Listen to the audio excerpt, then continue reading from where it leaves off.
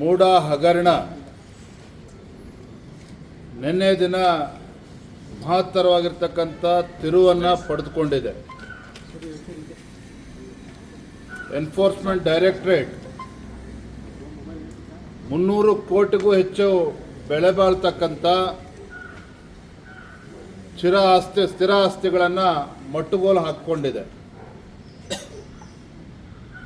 ಇದರ ಅರ್ಥ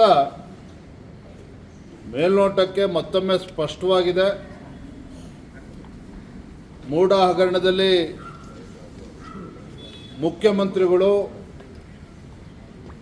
ತಮ್ಮ ಕುಟುಂಬಕ್ಕೆ ಅಕ್ರಮವಾಗಿ 14 ನಿವೇಶನಗಳನ್ನು ಪಡೆದುಕೊಂಡಿದ್ದಾರೆ. ಇದರಿಂದ ಮೂಡಕ್ಕೆ ಕೋಟಿ ರೂಪಾಯಿ ನಷ್ಟವೂ ಕೂಡ ಆಗಿದೆ. ಜೊತೆಗೆ ಸಾವಿರಾರು ನಿವೇಶನಗಳು, ಬಡವರಿಗೆ ಪಾಲಾಗಬೇಕಾಗಿರ್ತಕ್ಕಂಥ ನಿವೇಶನಗಳು ರಿಯಲ್ ಎಸ್ಟೇಟ್ ಉದ್ಯಮಿಗಳಿಗೆ, ದಲ್ಲಾಳಿಗಳಿಗೆ ಸಿದ್ದರಾಮಯ್ಯ ನೇತೃತ್ವದ ಕಾಂಗ್ರೆಸ್ ಸರ್ಕಾರ ನೀಡಿರ್ತಕ್ಕಂಥದ್ದು ಸ್ಪಷ್ಟವಾಗಿದೆ. ಇದರಿಂದ ಸಾವಿರಾರು ಕೋಟಿ ಸರ್ಕಾರಕ್ಕೆ, ಮೂಡಕ್ಕೆ ಇವತ್ತು ನಷ್ಟ ಆಗಿರ್ತಕ್ಕಂಥದ್ದು ಮತ್ತೊಮ್ಮೆ ರುಜುವಾತಾಗಿದೆ. ನಾನು ಈ ಸಂದರ್ಭದಲ್ಲಿ ಮೊಟ್ಟಮೊದಲದಾಗಿ ಸಾಮಾಜಿಕ ಕಾರ್ಯಕರ್ತ ಸ್ನೇಹಮಯಿ ಕೃಷ್ಣ ಅವರಿಗೆ ಅಭಿನಂದನೆಯನ್ನು ಸಲ್ಲಿಸ್ತೇನೆ. ಸ್ನೇಹಮಯಿ ಕೃಷ್ಣ ಅವರು ಈ ಮೂಡ ಪ್ರಕರಣವನ್ನು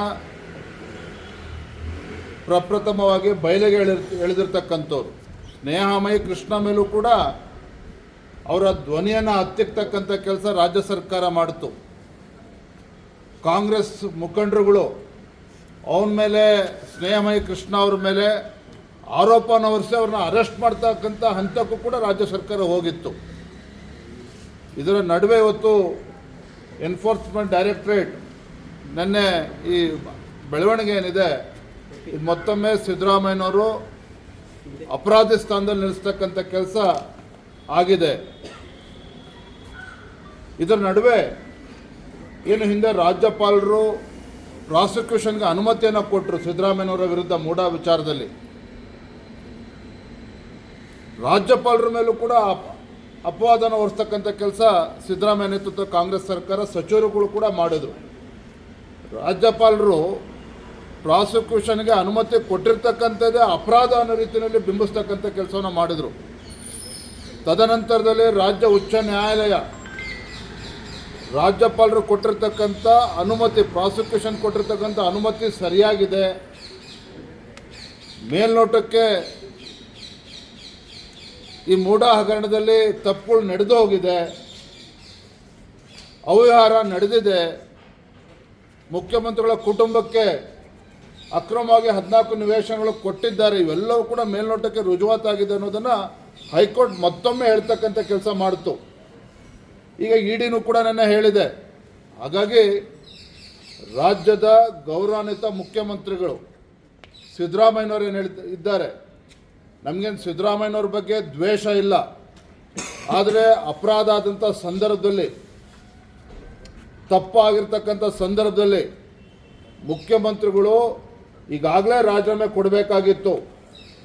ಮುಖ್ಯಮಂತ್ರಿಗಳು ಸಿದ್ದರಾಮಯ್ಯನವರು ಸ್ವಯಂ ಪ್ರೇರಣೆಯಿಂದ ಈ ಮೂಡ ತನಿಖೆ ಸಿಬಿಐಗೆ ವಹಿಸಲೇಬೇಕಾಗಿತ್ತು. ಇಷ್ಟು ದಿನಗಳ ಕಾಲ ಇದನ್ನು ಎಳ್ಕೊಂಡು ಬಂದಿದ್ದಾರೆ ಪ್ರಕರಣವನ್ನು. ಈಗಲೂ ಕೂಡ ಕಾಲ ಮಿಂಚಿಲ್ಲ. ರಾಜ್ಯದ ಮುಖ್ಯಮಂತ್ರಿಗಳಿಗೆ, ಸಿದ್ದರಾಮಯ್ಯನವರಿಗೆ ನಾನು ಆಗ್ರಹವನ್ನು ಮಾಡ್ತಾ ಇದ್ದೇನೆ, ತತ್ಕ್ಷಣ ವಿತೌಟ್ ಎನಿ ಫರ್ದರ್ ಡಿಲೇ ತತ್ಕ್ಷಣ ಮೈಸೂರಿನ ಮೂಡ ಹಗರಣ 14 ನಿವೇಶನಗಳ ಜೊತೆಗೆ ಸಾವಿರಾರು ಕೋಟಿ ನಿವೇಶನಗಳ ಅಕ್ರಮ ಆಗಿದೆ. ಹಾಗಾಗಿನೇ ಭಾರತೀಯ ಜನತಾ ಪಾರ್ಟಿ, JDS ಪಕ್ಷ ಜಂಟಿಯಾಗಿ ನಾವು ಬೆಂಗಳೂರಿನಿಂದ ಮೈಸೂರಿಗೆ ಪಾದಯಾತ್ರೆನೂ ಕೂಡ ಮಾಡಿದ್ವಿ, ತಮಗೆ ನೆನಪಿರ್ಬೋದು. ಹಾಗಾಗಿ ಇದು ಈಗಲಾದರೂ ಕೂಡ ಅರ್ಥ ಮಾಡಿಕೊಂಡು ಬಂಡತನವನ್ನು ಬಿಟ್ಟು ಸಿದ್ದರಾಮಯ್ಯನವರು ಮುಖ್ಯಮಂತ್ರಿಗಳು ತತ್ಕ್ಷಣ ಈ ಮೂಡ ಹಗರಣವನ್ನು ಸಿಬಿಐ ತನಿಖೆಗೆ ವಹಿಸಬೇಕಾಗ್ತದೆ. ಮತ್ತು ಮುಖ್ಯಮಂತ್ರಿ ಸ್ಥಾನಕ್ಕೆ ರಾಜೀನಾಮೆ ಕೊಡಬೇಕು ಅಂತೇಳಿ ನಾನು ಇವತ್ತು ಆಗ್ರಹವನ್ನು ಮಾಡ್ತಾ ಇದ್ದೇನೆ. ಸರ್, ಈಗ ಪ್ರಿಯಾಂಕ ಖರ್ಗೆ ಅವರು ಈಗಷ್ಟೊಂದು ಮಾತಾಡ್ತಾರೆ. ನಿನ್ನೆ ಎಲ್ಲ 10 ಕೋಟಿಯ 189 ಕ್ಷೇತ್ರಕ್ಕೆ ರಿಲೀಸ್ ಆಗಿದೆ ನೋಡಿ. ಬಿಜೆಪಿ ಅವರು ಇದರಲ್ಲೂ ರಾಜಕೀಯ ಮಾಡ್ತಾರೆ. ಅವರಿಗೆ ಅನುದಾನ ಬೇಡ ಆದರೆ ವಾಪಸ್ ಕೊಡಲಿ, 40 ಕೋಟಿ ವಾಪಸ್ ಕೊಡಿ. ಎಲ್ಲ ಪ್ರಿಯಾಂಕ ಖರ್ಗೆ ಅವ್ರ ಬಗ್ಗೆ ಆಮೇಲೆ ಮಾತನಾಡೋಣ. ಇವತ್ತು ಪ್ರಮುಖವಾಗಿರ್ತಕ್ಕಂಥ ವಿಚಾರ, ಇವತ್ತು ಮೈಸೂರಿನ ಮೂಢ ಹಗರಣ, ಇಂಥ ಬ್ರಹ್ಮಾಂಡ ಭ್ರಷ್ಟಾಚಾರ ಇವತ್ತು ಬಯಲ್ಗೆಳೆದಿದ್ದಾರೆ ಸ್ನೇಹಮಯಿ ಕೃಷ್ಣ ಅವರು. ಭಾರತೀಯ ಜನತಾ ಪಾರ್ಟಿ ಹಾಗೂ JDS ಪಕ್ಷ ಇದ್ರ ವಿರುದ್ಧ ಸದನದ ಒಳಗಡೆ ಹಾಗೂ ಸದನದ ಹೊರಗಡೆ ನಾವು ಹೋರಾಟವನ್ನು ಕೂಡ ಮಾಡ್ಕೊಂಡು ಬಂದಿದ್ದೇವೆ. ಈ ಕಾಂಗ್ರೆಸ್ ಸರ್ಕಾರನ, ಮುಖ್ಯಮಂತ್ರಿಗಳನ್ನು ಒಂಟಿಗಾಲಲ್ಲಿ ನಿಲ್ಲಿಸ್ತಕ್ಕಂಥ ಕೆಲಸ ಮಾಡಿದ್ದೇವೆ.